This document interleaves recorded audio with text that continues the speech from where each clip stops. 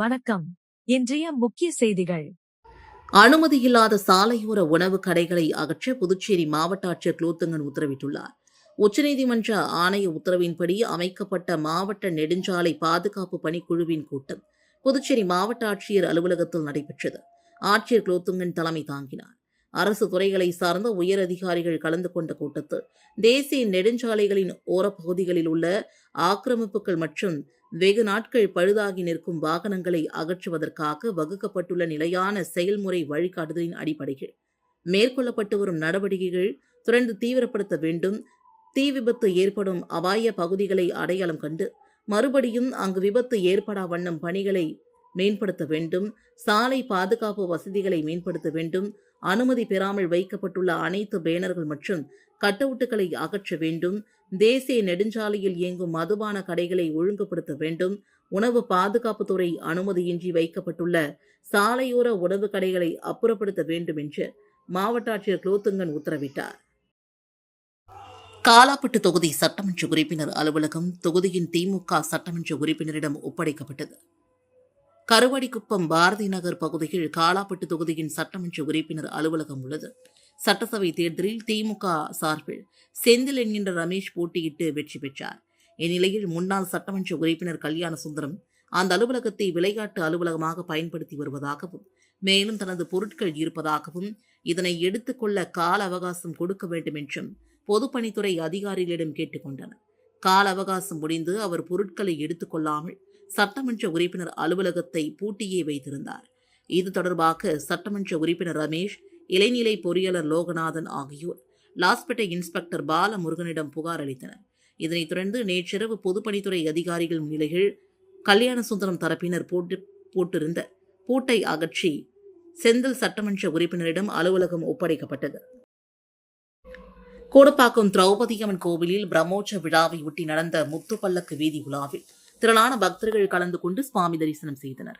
புதுச்சேரி மாநிலம் வில்லியனூர் கொம்யூனுக்குட்பட்ட கோடப்பாக்கம் அருள்மிகு மாரியம்மன் தேவஸ்தானம் ஸ்ரீ தர்மராசா உடனுரை ஸ்ரீ திரௌபதியம்மன் ஆலய பிரம்மோற்சவ விழாவையொட்டி நேற்றிரவு விராடர் பர்வம், மாடு விரட்டல், தபசு உற்சவம், கும்பம் சாதம் படைத்தல், அக்னி சட்டி பவனி மற்றும் முத்துப்பல்லக்கில் சுவாமி திருவீதி உலா உள்ளிட்ட பல்வேறு நிகழ்ச்சிகள் நடைபெற்றன.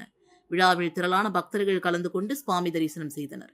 விழாவை முன்னிட்டு பக்தர்களுக்கு அன்னதானம் வழங்கப்பட்டதுடன் வன்னியர் சமூகத்தினர் உள்ளிட்ட உபயதாரர்கள் நிகழ்ச்சிகளில் பங்கேற்றனர். கோடப்பாக்கம் மற்றும் சுற்றுவட்டார பகுதிகளை சார்ந்த திரளான பக்தர்கள் விழாவில் கலந்து கொண்டு பக்தி பரவசத்துடன் வழிபட்டனர். பிரம்மோற்சவ விழாவிற்கான அனைத்து ஏற்பாடுகளையும் தேவஸ்தான நிர்வாகம், கோடப்பாக்கம், அகரம், உளவாய்க்கால், கோனேரிக்குப்பம் கிராம மக்கள் மற்றும் இளைஞர்கள் இணைந்து சிறப்பாக செய்திருந்தனர். மாணவர் பிரச்சினையில் மக்களவை எதிர்க்கட்சித் தலைவர் ராகுல் காந்தி அரசியல் ஆதாயம் தேடுவதாக புதுச்சேரி அமைச்சர் நமச்சிவாயம் குற்றம் சாட்டியுள்ளார். இதுகுறித்து புதுச்சேரி பாஜக அலுவலகத்தில் அவர் செய்தியாளர்களிடம் பேசுகையில், நாடாளுமன்றம் கூட்டியுள்ள நிலையில் நீட் வினாத்தாள் கசிவு தொடர்பாக மாணவர்களின் போராட்டம் டில்லியில் நடைபெற்று வருகிறது. நீட் வினாத்தாள் கசிவு தொடர்பாக தொடர்புடையவர்கள் மீது கடுமையான நடவடிக்கை எடுக்கப்படும்.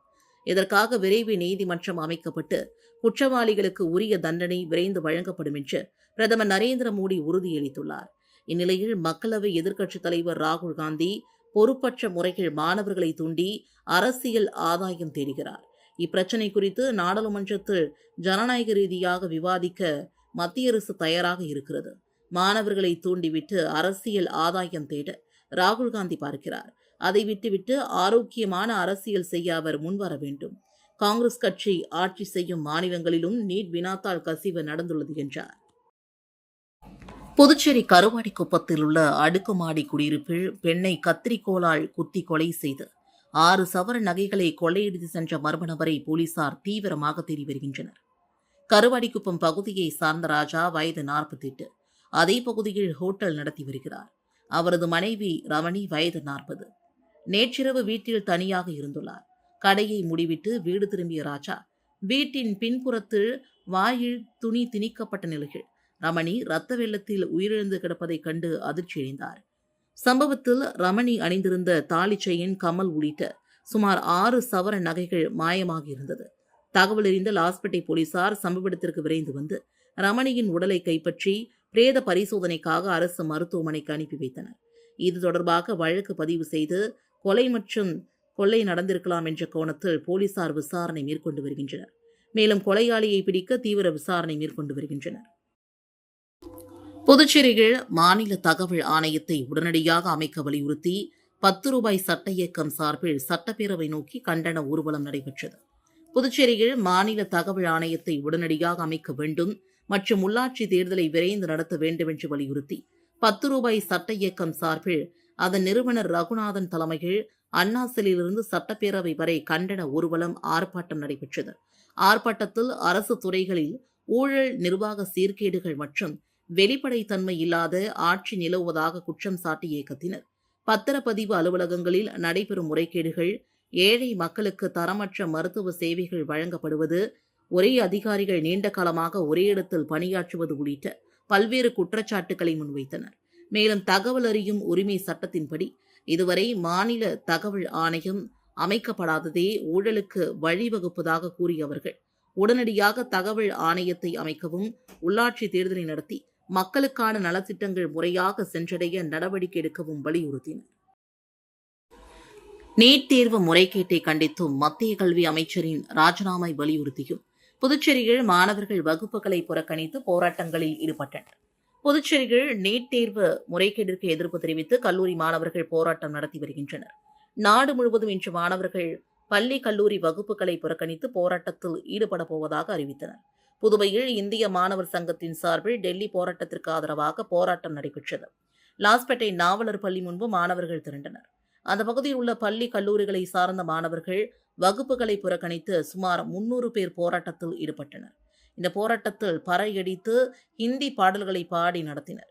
இதேபோல டெல்லி போராட்டத்திற்கு ஆதரவாக CIDU சார்பில் காமராஜர் சிலை அருகே மாநில தலைவர் ஸ்ரீனிவாசன் தலைமையில் போராட்டம் நடைபெற்றது. இந்த போராட்டத்தில் மார்க்சிஸ்ட் கம்யூனிஸ்ட் செயலாளர் ராமச்சந்திரன், மூத்த தலைவர் முருகன் உள்ளிட்ட பலரும் கலந்து கொண்டனர். மேலும் அண்ணா சிலை அருகே சட்டக்கல்லூரி மாணவர்கள் போராட்டம் நடத்தினர். இதில் நீட் தேர்வை ரத்து செய்ய வேண்டும், மத்திய அமைச்சர் தர்மேந்திர பிரதான் ராஜினாமா செய்ய வேண்டும், டெல்லி போராட்டத்தில் மாணவர்களை தாக்கிய போலீசார் மீது நடவடிக்கை எடுக்க வேண்டும் என்று வலியுறுத்தி கோஷங்களை எழுப்பினர். உலக மக்கள் தொகை தினத்தை முன்னிட்டு கூடப்பாக்கம் அரசு சுகாதார நிலையத்தில் விழிப்புணர்வு நிகழ்ச்சி நடைபெற்றது. புதுச்சேரி கூடப்பாக்கம் அரசு ஆரம்ப சுகாதார நிலையத்தில் உலக மக்கள் தொகை தினத்தை முன்னிட்டு விழிப்புணர்வு நிகழ்ச்சி நடைபெற்றது. மருத்துவ அதிகாரி டாக்டர் பூங்குழலி தலைமை தாங்கி குடும்ப நலத்திட்டங்கள், கருத்தடை முறைகள் மற்றும் தாய் சேய் நலன் குறித்து விழிப்புணர்வு ஏற்படுத்தினர். தொடர்ந்து விழிப்புணர்வு நாடகம், மாணவர்களின் பேரணி மற்றும் துண்டு பிரசுரங்கள் வழங்கும் நிகழ்ச்சிகள் நடைபெற்றன. இதில் மருத்துவர்கள், செவிலியர்கள், சுகாதார பணியாளர்கள், அங்கன்வாடி ஊழியர்கள், கர்ப்பிணி பெண்கள், மாணவர்கள் மற்றும் பொதுமக்கள் கலந்து கொண்டனர். அருள்மிகு ஸ்ரீ எல்லையம்மன் ஸ்ரீ முத்துமாரியம்மன் ஆலயத்தில் சாகை தைவார்த்தல் நிகழ்ச்சி நடைபெற்றது. அரியங்குப்பம் கொம்யூன் ஆண்டியார்பாளையம் கிராமத்தில் எழுந்தருளி அருள் பாலித்துக் கொண்டிருக்கும் அருள்மிகு ஸ்ரீ எல்லையம்மன் ஸ்ரீ முத்துமாரியம்மன் தேவஸ்தானம் 3ஆம் ஆண்டு உற்சவம் மிக சிறப்பாக நடைபெற்றது. முன்னதாக மங்கள இசையுடன் தொடங்கிய நிகழ்ச்சியில் அம்மனுக்கு அபிஷேகம், ஆராதனைகள் செய்து கொடியேற்றி மூலவர் மற்றும் பரிவார தெய்வங்களுக்கு காப்பு கட்டி அம்மனுக்கு மகா தீபாராதனை காண்பிக்கப்பட்டது. இதனைத் தொடர்ந்து கலை நிகழ்ச்சிகள் நடைபெற்றது. காலையில் அம்மனுக்கு அபிஷேக ஆராதனைகள் செய்து குளக்கரைக்கு சென்று தண்ணீர் திரட்டி பூங்கரகம் அலங்கரித்து வீதி உலா வந்து கரகத்துடன் பெண்கள் கூழ்குடம் சுமந்து வந்து ஆலயத்தில் சாகை வார்த்தல் நிகழ்ச்சியில் கலந்து கொண்டனர். இதில் நூற்றுக்கணக்கான பெண்கள் கூழ்குடம் எடுத்து வந்து படையிலிட்டு அம்மனின் அருளை பெற்றனர். இதற்கான ஏற்பாடுகளை ஊர் பஞ்சாயத்தாளர்கள், ஆண்டியார்பாளையம் கிராமவாசிகள், இளைஞர்கள் செய்திருந்தனர். பாகூர் அருகே ரூபாய் 1 லட்சம் மதிப்புள்ள 110 கிலோ புகையிலை பொருட்களை காவல்துறையினர் பறிமுதல் செய்தனர். 3 நபர்களை கைது செய்து சிறையில் அடைத்தனர். புதுச்சேரியில் கஞ்சா மற்றும் போதைப் பொருட்கள் நடமாட்டத்தை கட்டுப்படுத்த போலீசார் தீவிர கண்காணிப்பு பணியில் ஈடுபட்டு வருகின்றனர். இருப்பினும் போதைப்பொருள் நடமாட்டம் தொடர்ந்து நடைபெற்றுதான் வருகிறது. புதுச்சேரி மாநிலம் பாகூர் அடுத்த மணமேடு பகுதியில் தடை செய்யப்பட்ட போதைப்பொருள் விற்பனை செய்யப்படுவதாக போதை தடுப்பு பிரிவு போலீசாருக்கு ரகசிய தகவல் கிடைத்தது. இதனையடுத்து போதை தடுப்பு பிரிவு மற்றும் கரையம்புத்தூர் போலீசார் தீவிர கண்காணிப்பு பணியில் ஈடுபட்டனர். அப்போது மணமேடு சாராய கடை அருகில் உள்ள பெட்டி கடைகளில் அதிரடியாக சோதனை மேற்கொண்டனர். அப்போது மணமேட்டை சார்ந்த செழியன் வயது 36, ரவிக்குமார் வயது 28 ஆகியோர் பெட்டி கடைகளில் சோதனை செய்யப்பட்ட போது புகையிலை பொருட்கள் வைத்திருந்ததும், இவர்கள் வீடுகளில் கிலோ கணக்கில் போதைப் பொருட்கள் பதுக்கி வைத்திருந்ததும் தெரிய வந்தது. மேலும் விசாரணையில் இவர்களுக்கு கரையம்புத்தூர் பகுதியை சார்ந்த ஜெயக்குமார் வயது 66 என்பவர் சப்ளை செய்ததும் தெரிய வந்தது.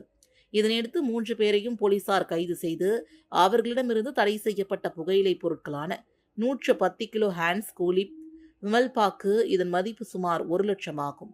மேலும் ரொக்கப்பணம் ரூபாய் 11,000, 4 செல்போன், 2 மோட்டார் சைக்கிள் ஆகியவற்றை போலீசார் பறிமுதல் செய்தனர். இது தொடர்பாக பாகூர் போலீசார் வழக்கு பதிவு செய்து 3 பேரையும் நீதிமன்றத்தில் ஆஜர்படுத்தி பின்னர் காலாப்பட்டு மத்திய சிறையில் அடைத்தனர். இத்துடன் செய்திகள் நிறைவடைந்தன. வணக்கம்.